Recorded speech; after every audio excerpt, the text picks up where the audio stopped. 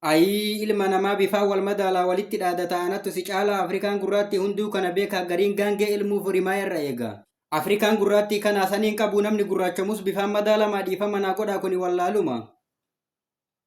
Bifaan wal madaaluu biyyi bira tarte Afrikaan tun ireef miidiyaa agartee tun gurraatti jedhaan harkaan lafa tumee akka warra bumtuu dogongoree uume.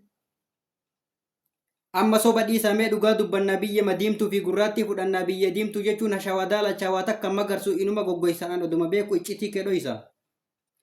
Biyyeen gurraachi immoo waa hunda biqilchaa bishaanis qusatee of keessatti qaba gaattiraaf birbirsa odaafaa biqilchaa firii biyya sondii caakkensii fililcha. Hashawaan daalachi biqiltuuf hin ta'u namni jecha kiyya kana naa dhaga'u bifaa wal qoqqooduun abadan hin ta'u. Afrikaa hundinuu gurraatti maal akka ofii bifaan wal madaaltimee chaayinaan addaatteef maalumaaf nu caalte akkuma nu nyaannutti soorattee waa nyaatti garuu jarri jawweef booyyee fa'a nyaatti. Afrikaa hundinuu gurraatti waan sammuu hin qabneef bifaan si madaaltii takkallee sin geettu yaada mammaraatti. Bifaan wal madaaluun aadaa kennaa miti warra ufuun beeyne warra sammuu liqii yaaduma miidiyaa kanarraa wal fixxi silaa dubbiin sobaa booddee hima citti. Kun gurraacha kun adii kun diimaa kun daalacha maaltu isin galche uumaa rabbiiti wallaahi billaahi hin ta'u haraam alee kayaaki. Uumaa rabbi nama uumen akkamitti wal qaxan Oromoo. Odoo miskiina namni jedhee isinitti ba'u Oromoo koona dhiisa odoo namni isiniin jedhe. Billaa aleek. Wallaahi waan hin fakkaanne. Ani abbaa chaasatti.